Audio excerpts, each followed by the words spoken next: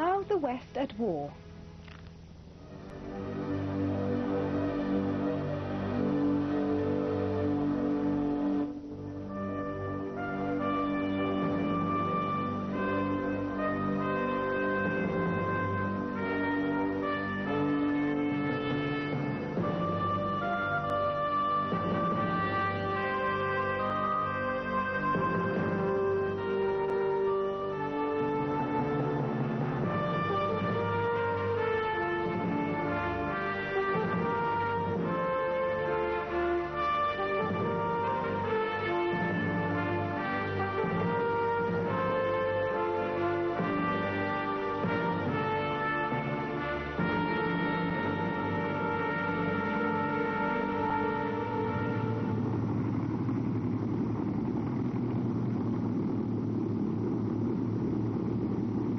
On the evening of Sunday, the 24th of November, 1940, the Luftwaffe prepares for one of the biggest bombing raids so far in the war. Their mission is to destroy Bristol, which as a major port is of key strategic importance. The city is totally unprepared for what is to come.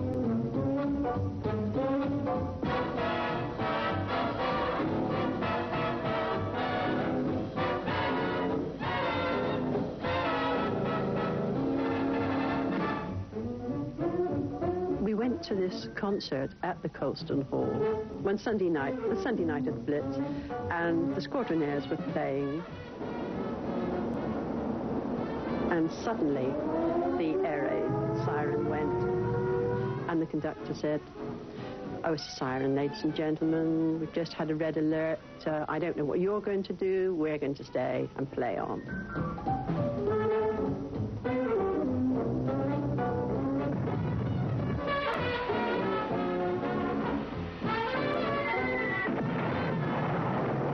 And then the bombs started falling, and they shot off the stage faster than anything I've ever seen. We all went as a body trying to get out, and nobody was allowed to leave at all. And we got to the doors, and we could see all fires outside and that, and we were all pushed back in again. And as usual, I went hysterical, like I always did. Oh, I was really beside myself. And we knew there was a raid on, but we had no idea it was as bad as it was. That night, hundreds of incendiary and high-explosive bombs rained down on the city centre, creating a blazing inferno. The Bristol Blitz has begun. It was more a smell, I think, than actual devastation. The smell of fire and the smell of smoke and the smell of burning stuck in my mind for a long, long time. It was, well, like Dante's Inferno. The sky was red and there were flames everywhere. And it seemed that it was trying to plug the dam. Every time that they sort of attended one place, it started somewhere else. Buildings were collapsing, and it was so hot, it was scorching you, really. You wouldn't have to shave for a month. And you look up to the sky, and all clear up, loads of smoke, but ever so bright, everything so bright. And it was all so frightening. I've never seen anything like it at all, not in my experience, and I doubt if I ever will. I heard an almighty bang. That was a bomb fell. And when I got down to the bottom of Bridge Street, I could see that one side of the bridge was out, and I could see an army of rats walking across the bridge. And by that time, it was quite bright, because fires had started, and it's incredible to see an army of rats marching across the bridge. The only thing missing was the Pied Piper standing in the front. And all these rats must have come out of the warehouses that were along the dockside. We were by a brewery that looks after the horses, you know. So, of course, all the bombs were dropping, and they dropped on the horses. And it sent the flesh over the wall, and each time we came out, we were surrounded with all parts of horses that had been blown up. When the all clear goes early the next morning, fires are still burning, and the heart of old Bristol has been razed to rubble. When we were allowed home, it was just like hell. You can imagine. There was buildings falling down. There was rescue operations going on with people all buried. There was water gushing in the streets. There was gas mains going, everything. As you looked up Union Street, there were clouds of smoke from Wine Street area, and St. Peter's Church was silhouetted against the smoke. You just could not get along the roads at all, except by picking your way gingerly through piles of rubble, stone, timber balks, all sorts of rubbish lying in the middle of the street. To look at it like that, to see it like that, it was unbelievable. One couldn't get through, not that I wanted to get through, but you just believed it just couldn't have happened. It was so traumatic to watch it all like that. Newspaper reports are rigidly censored and reveal little of the horror of that night. The fact that 200 are killed and 700 seriously injured is covered up.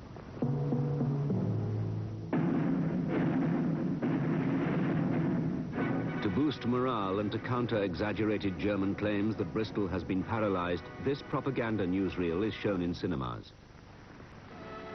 Of course, German reports of their operations differ from British. They claimed in one raid to have wiped out Bristol docks.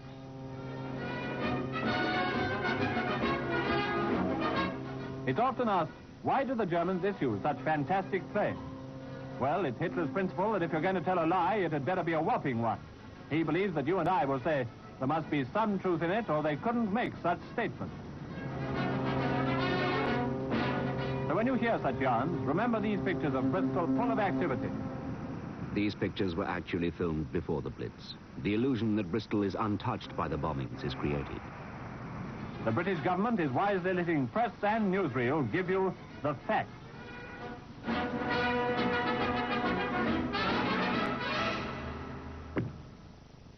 The truth about what happened in the Bristol Blitz is contained in the top-secret Home Intelligence reports compiled by the government.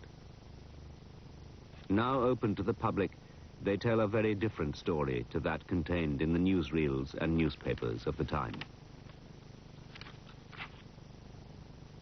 After the raid on the 24th of November, Home Intelligence reports lowered morale.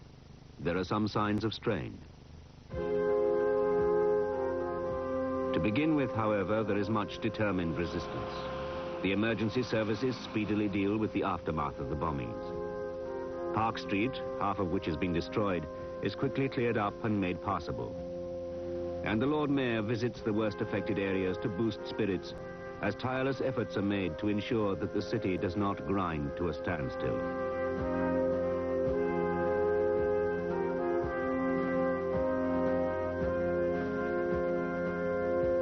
Everyone does their best to cope with the danger and destruction as the raids on Bristol continue for the next 2 weeks.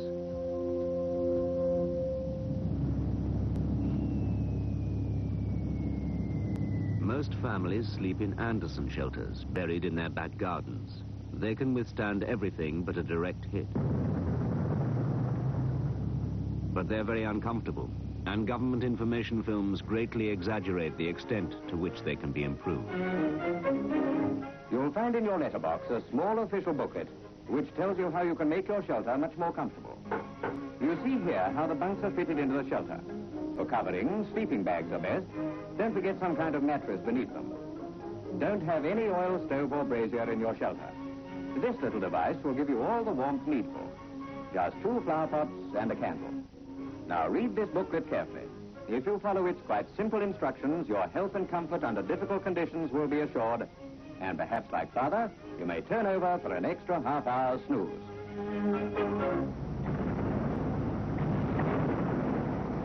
But most poor people are without Anderson shelters and are forced to seek refuge in makeshift public shelters. Hello, Mrs. Fox. You're here early tonight? Well, I'm on the safe side, aren't I? I think that'll be all right now. Yes, that's grand. Anyway, I'll be back in a few minutes if you want. Now, how are we going to get you up there? Get a young man to lift you up. Barney? Hello. Phone this young lady and lift up. Righto, I'm coming. To bolster confidence in public shelters, propaganda films give the impression they are safe and happy places.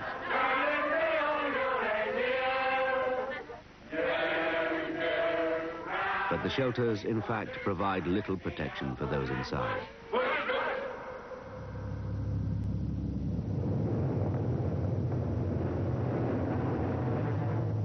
There was an air raid. These planes came over and dropped bombs. Now we heard these bombs come down and we sat down and we all threw ourselves flat on our face. And when I looked inside the shelter was full of people sat side by side all the way round, and everyone was dead. Had their eyes open. It was just as if they were just sitting there not saying anything. And that was the blast from the bomb. Hadn't affected the shelter, only shifted the roof, but the blast killed them. Home intelligence observers report that Bristol shelter facilities are strikingly inadequate. There is a violent minority dissatisfied with them. The Avon Gorge quickly becomes a mecca for those who have lost faith in the public shelters. It contains several railway tunnels, the largest of which is the disused Portway Tunnel. This tunnel rapidly becomes a mass shelter for several thousand frightened people. You had this nightly battle to get access into the tunnel, because at the time the raids were going on, and it was almost sheer panic, and things got really out of hand, and a lot of crying and a lot of fright, because you were like sardines.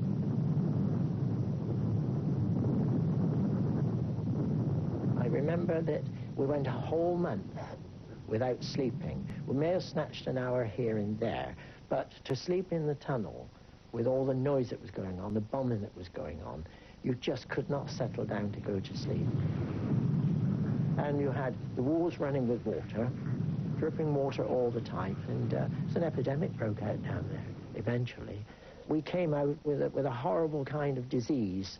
We came almost like scabies, the children, and we had to go to the Tower Hill Clinic in those days and be swathed in a very, very thick grease, so that all this business of these blisters and boils and all that you had, that was quite an experience.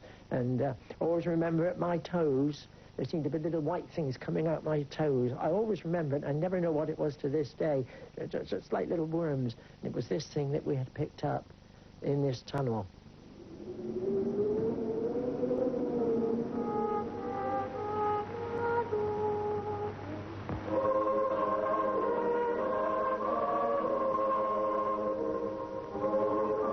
At Christmas, people's spirits are lifted by traditional celebrations and family reunions. The new spirit of community even extends to those who spend Christmas in the mass shelters. We decorated as best we could. We made some paper chains up and put on the wall. Of course, they fell down because the wall was wet. So we decorated the bunk. And they did have rations for Christmas puddings. So Mother boiled up some Christmas puddings. We had a Christmas pudding, I remember. My sister had a doll, a knitted doll. And I had a comic. We thought that was fabulous. We thought that was real Christmas fare, you know. But we never had much as a family, and that was really nice. And then people started swapping.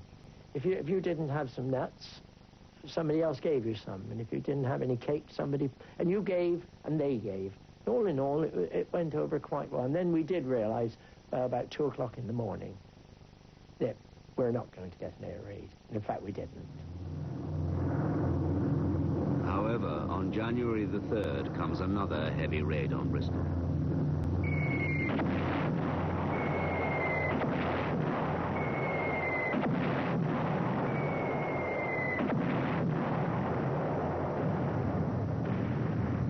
Bedminster is again badly hit, and survivors emerging from the shelters find many homes and familiar streets destroyed. When we were walking down our main street near our house, you had all the houses caved in on the street, hose pipes, dogs barking, sirens going, burglar alarms going. Absolute cacophony of war. It was dreadful.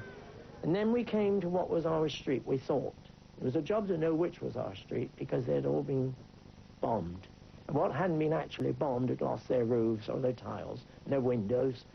And as I got to what I thought was our street with my mother and the other members of the family, there were many corpses laid on the corner of the pavement. And the pavement was sloping. up to the houses. And blood was running from the corpses, unfortunately, out into the main road. And so this went on down the road as though somebody was tipping buckets of red paint. Very, very gruesome. And then we saw people walking along with parts of torsos matching them with their shoes or their coats and piecing the corpses together. It did rub off on the children. Nerves were being wrecked. You just wondered when your time would come. And I used to think, when will this happen to me? There are more than 500 casualties, with 150 killed in the January the 3rd raid. The snow and freezing cold of January and February 1941, which are the coldest months on record in the West, add to the problems faced by Bristol families.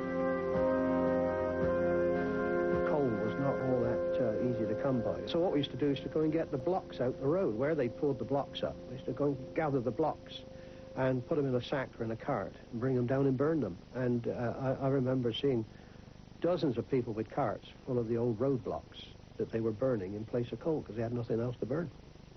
Damn cold. For some reason or another, we were without heat and water because a bomb had done some damage somewhere up the road on Bedminster Down. But the icicles were coming all down through the windows, hanging from the windows, and we ran around looking for blankets, anything to put on to keep warm. Couldn't make a hot drink, only with a little sixpenny Woolworth stove with meths in. We did have that, and one Primus from camping days. And we'd heat up on that and try and cook on that, on the open fire. But that was a terrible winter. We had, as I say, limited clothes. We only had coupons. You couldn't go out and buy clothes because you wanted to be warm. And we ended up taking down, I remember Mother taking down her blackout curtains that we used to have to make some more clothes to put on. Home Intelligence reports, in Bristol, people feel aggrieved that their sufferings have received so little publicity. Then, on the night of March the 16th, comes the most devastating raid of the Blitz. Bristol's public shelters are badly hit. I walk into the shelter, I go around the corner. Just go around the corner, it's pitch black. I can't see anybody in there. And I go nearest the wall, alongside the wall, and I hear the bomb dropping, screaming down. And I remember feeling, this is it, this is for us, and I go flat on my face. The next thing I remember is coming round and feeling something on my back, and my head was spinning and ears were ringing, and I heaved myself up. I remember feeling I'm alive and I can walk. And I'm thankful. And I stumble over bodies. The people groaning, moaning. And it's deadly quiet and very, very dark. And I can sense somebody else moving. And I said, "Are you all right?" He said, "No, but I think my legs are gone." I said, "Well, come on, put your arm around my shoulders. We'll see if we can get out." And we get to the entrance, and in the entrance is a body. I could see who it was because we were in the entrance of the shelter, and it was very light in the entrance. And this man, he'd been down to make a tray of tea, and he got into the entrance as the bomb dropped, and he was killed outright. And I knew all these people: Mrs. James, Mr. Nash, Mrs. Maggs, Mr. Maggs. I knew all these people, and I came out. I was one of the fortunate. I came out with Mr. Osborne. Now I understand that he died just after. I was the only one to survive from that shelter. The effect it had on me, I was very, very, very nervous. I couldn't keep my hands still. I used to be sometimes scared to talk to people. I used to wake up nightmares at night, screaming, and Mother used to come in. But I got over it in the end. 257 die and 400 are injured in the March raid, and despite press censorship of these facts, any confidence in the public shelters rapidly disappears. Many are now too frightened to sleep in Bristol, and every evening there is a mass exodus into the surrounding countryside. I just get so hysterical and frightened that I would say, well, let's go out to Keynsham tonight. And we'd go to Keynsham either if there was a bus, we'd go on a bus. If we walked, we walked. But we walked miles and miles to find a place anywhere, fields, lanes, old people's shelters, anywhere.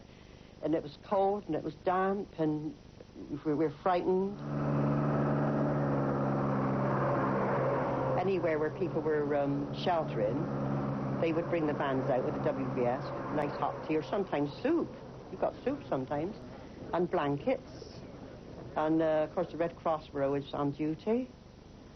And they were a great help because there's nothing better on a cold night than a nice cup of soup or a nice cup of tea.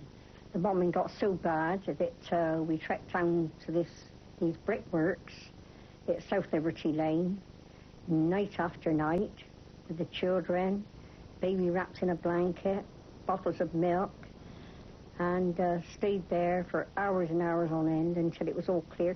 Most of the kiddies were on the floor in the brick dust with just a coat or something over them and a pillow, and used to sleep like that for a while. You managed to get a little bit of sleep, but the next morning when you woke up, you couldn't hardly move.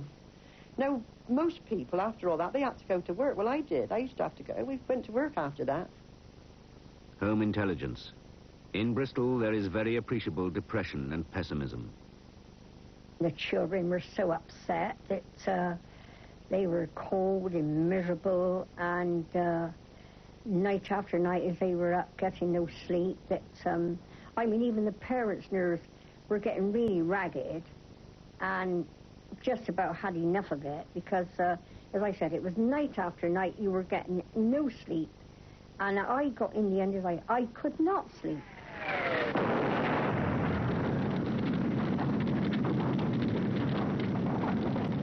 There is another major raid on the night of Good Friday, April the 11th, 1941, causing massive damage all over the city. Prime Minister Winston Churchill visits Bristol the next day to try to lift morale. In these severely blitzed areas, there was no sign of depression or weariness, nothing but determination and the will to endure. But his reception is nowhere near as enthusiastic as these newsreel pictures suggest. He went to various parts where the bombing had taken place. And in the eastern area where I lived, he came there and they gathered up the school kids from the local schools, St. Gabriel's and places like that, gave them flags and wavers, things to wave. And there was such hostility from some of the women, particularly women who'd lived very near to the John Street bombing where they'd lost friends and relatives, that one of the women went and snatched these things away. The police got quite upset about this. She was snatching the flags away, and when Churchill actually turned up, the women turned on him, became very hostile, and started booing and shouting at him, and shouting abuse. These protests show that by now many have lost faith in Churchill. For the people have had to endure almost 6 months of air bombardment, which has reduced parts of Bristol to a wasteland. 100,000 homes have been damaged or destroyed. 3,000 people have been injured, and 1,200 have lost their lives. Bristol is on the verge of collapse.